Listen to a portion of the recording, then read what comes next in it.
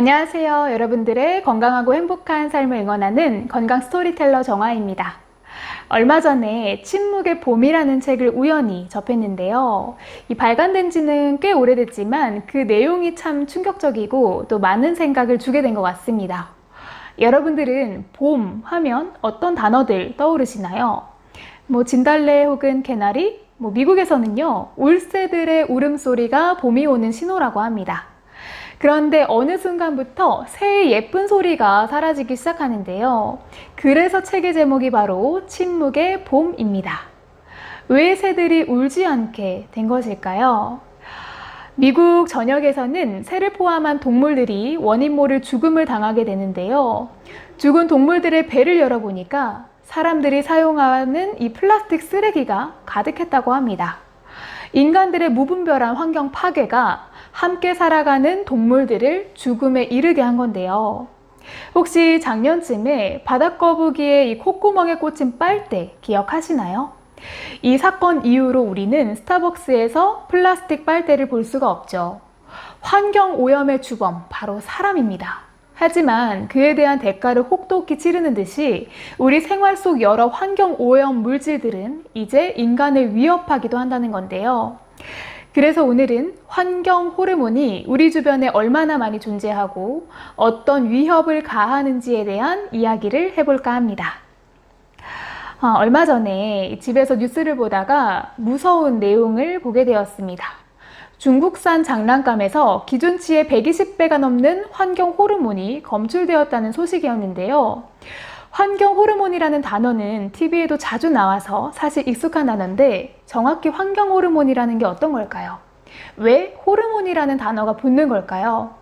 간단히 말하면 이 플라스틱과 같은 인공 화합물에서 발생하는 화학 물질들이 체내에 들어가서 호르몬과 유사한 작용을 해서 체내 환경을 혼란시키기 때문입니다. 환경과 호르몬이라는 두 글자는 사실 나빠 보이진 않지만 이 단어들이 합쳐지면 정말 무시무시한 단어로 변하게 되는 거죠. 왜 이 녀석이 독성 물질이냐면 호르몬은 우리 몸을 조종하기 위해서 분비하는 물질인데 그런 물질을 우리 몸이 아니라 외부 환경이 뿜어내기 때문입니다. 그러니까 내분비 교란 물질로 우리 몸의 호르몬과는 다르지만 마치 같은 것처럼 인식되게 하는 가짜 호르몬이라 생각하시면 될 것 같습니다. 침묵의 봄에서는 이 살충제에 대한 내용을 중점적으로 다루는데요. 살충제 하니까 저는 지금처럼 더운 여름에 이 모기를 죽이기 위해서 뿌리는 에어로졸 형태의 모기 퇴치제가 가장 먼저 떠오르더라고요. 그런데 에어로졸 방식은 각종 유해 물질을 함유한다는 사실 알고 계신가요? 이 성분들은 인간에 대한 유해성이 미미하다고 알려져 있기는 한데 미국 환경청에서는 이 성분들이 잠재적 발암 물질로 분류가 되어 있습니다. 특히나 성분들 중에서도 이름도 어려운 퍼메트린은 미국 환경보호청의 실험에서 쥐의 폐와 간에 종양을 발생시킨 성분입니다. 발암물질과 이 내분비계 장애 추정물질로 분류돼서 EU나 미국에서는 사용이 금지되어 있죠. 또한 모 실험에서는요, 모기향이나 뿌리는 에어로졸 살충제 등을 사용하면 초미세먼지도 급증해서 유해 성분이 체내 깊숙이 스며들고 건강에 악영향을 끼치는 것으로 알려져 있습니다. 그래서 저 같은 경우에는요, 시중에 판매되는 살충제 절대 쓰지 않고요. 계피와 박하를 이용해서 천연 살충제를 만들어서 쓰고 있습니다. 정확히 말씀드리면 천연 모기 기피제라고 보시면 될 것 같고요. 오늘 영상을 보신 분들은 이런 천연 퇴치제를 조금 만들어서 사용하시면 더 건강한 여름을 나시는 데 도움이 될 것 같습니다. 또 흔히 우리가 사용하는 물건들 중에서 환경 호르몬은 어디서 나올까요? 대표적으로 플라스틱 생각나실 텐데요. 일명 락앤락이라고 부르는 플라스틱 밀폐 용기 같은 제품들이 있습니다. 여기서 주목해야 할 단어가 바로 비스페놀 A인데요. BPA라고도 불리는데 이것은 1950년대부터 플라스틱 제품 제조에 널리 사용되어 온 화학 물질입니다. 투명하고 가볍고 딱딱한 플라스틱을 만들 때 사용하는데 동물이나 사람의 체내로 유입이 되면 내분비계의 정상적인 기능을 방해하거나 혼란시키는 환경 호르몬의 일종입니다. 플라스틱 용기의 특징이 또 오랜 기간 사용하다 보면 뿌얘지는 걸 보실 수가 있잖아요. 왜 그런 걸까요? 잦은 사용으로 오염되는 경우도 있겠지만 자주 또 사용을 하다 보니까 열과 자극에 의해서 금이 가기 때문이거든요. 그런데 그 균열된 틈 사이로 나오는 게 바로 비스페놀 A라는 거죠. 이 BPA는요, 생식 능력을 떨어뜨리고 발달장애, 그리고 여성 호르몬 작용을 교란하는 환경 호르몬으로서 유방암까지 발병시킨다고 하니까 우리가 심각하게 받아들이실 필요가 있는 것 같습니다. 또 참고로 음식을 담을 때 사용하는 밀폐 용기의 경우에는 최근에는 유리로 만들어진 제품들이 많긴 한데 가끔 깨지거나 무게 때문에 플라스틱으로 만들어진 용기도 쉽게 찾으실 수 있잖아요. 플라스틱 재질을 사용하게 된다면 바닥면에 숫자 5가 적혀져 있거나 PP라고 적혀 있는 폴리프로필렌은 인체에 무해하고 재활용이 가능한 친환경 재질로 만들어진 제품이니까 안심하고 사용하셔도 좋습니다. 우리 모두가 이 지나친 공포감에 사로잡혀 있기보다는 대체해서 생활할 수 있는 방법들을 알고 실천하신다면 아마 우리 생활에도 큰 변화가 있지 않을까 기대해 봅니다. 이 BPA의 위험은 우리가 보는 TV에도 아무렇지 않게 등장합니다.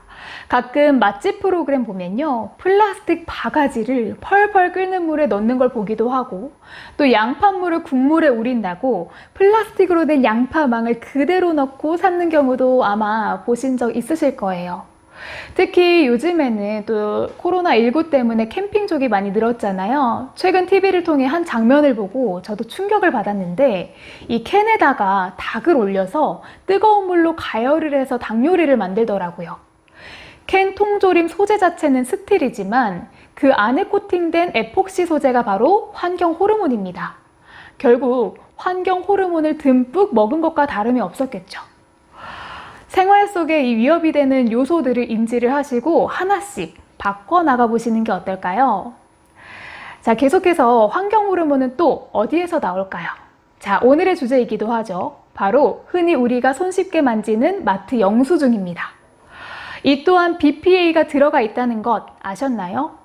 BPA는 먹어서도 흡수가 되지만 피부를 통해서 더 잘 흡수가 된다고 해요.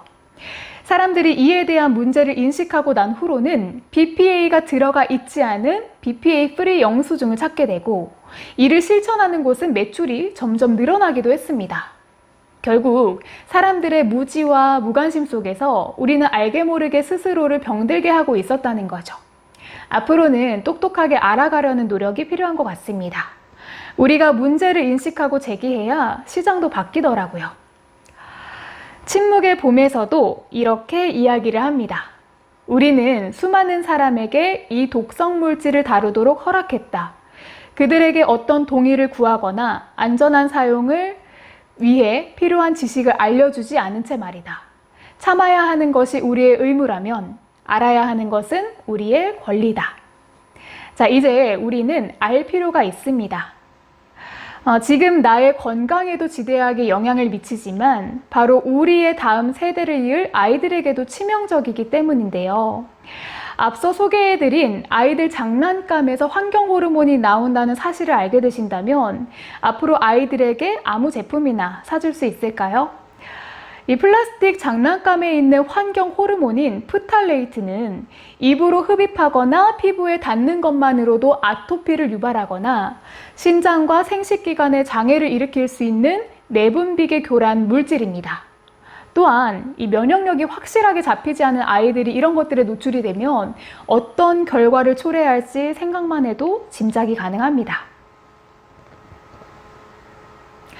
과학자들은 이 플라스틱계 환경 호르몬이 바람의 확률을 높인다고 이야기합니다. 특히 호르몬 계열의 암의 발생 확률을 높여서 여성의 경우에는 유방암이나 자궁암, 남성의 경우에는 전립선암을 유발하거나 암이 발생하지 않더라도 정자수의 감소에 영향을 끼치고 2세에게 ADHD나 자폐증과 같이 병을 유전적으로 물려줄 수 있다고 하니까 우리가 이 정보를 아시고 앞으로 유의하실 필요가 있다는 거죠. 사실 이 현실적으로 완벽하게 환경 호르몬이 차단된 생활을 하는 건 거의 불가능에 가깝습니다. 유일하게 가능한 방법이라면 공기 좋고 물 좋은 산에 들어가서 직접 유기농으로 자급자족 생활을 하는 거죠. 어떻게 물건 사고 받는 이 영수증만으로도 환경 호르몬에 노출이 되는데 완벽하게 우리가 차단을 할 수 있을까요?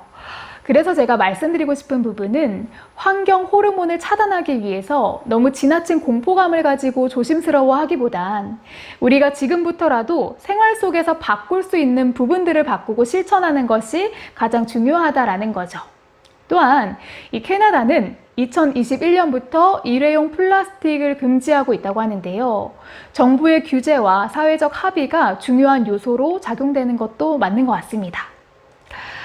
우리가 오랫동안 여행해온 길은 놀라운 진보를 가능하게 한 너무나도 편하고 평탄한 고속도로였지만 그 끝에는 재앙이 기다리고 있는 만큼 모두의 관심이 필요한 때인 것 같습니다.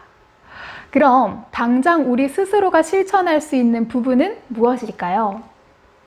한 생활협동조합에서 2주 동안 500명에 달하는 시민이 함께 실천한 내용에 대해서 간단하게나마 소개해드리겠습니다.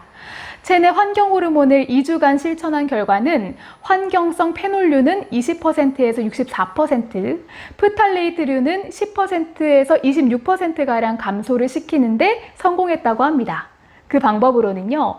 1번 플라스틱 용기 교체하기, 2번 화장품 교체하기, 3번 세제류 교체하기, 4번 샴푸, 린스, 바디워시, 클렌징 폼 교체하기, 5번 방향제 교체하기, 6번 물 마시기, 7번 손 씻기입니다. 자, 어렵다고 생각되시나요? 사실 조금만 생각을 바꾸면 그렇게 또 어렵지 않은 습관들이죠. 저희 채널은 건강 관련 채널인 만큼 어떻게 교체하고 실천하는지는 앞으로 콘텐츠에서 조금씩 다뤄보도록 하겠습니다. 무엇보다 생활 속 모든 것에 두려움을 느끼면서 이 견제를 한다면 이 또한 지나친 공포감으로 오히려 좋지 않다는 사실 기억해 주시고요.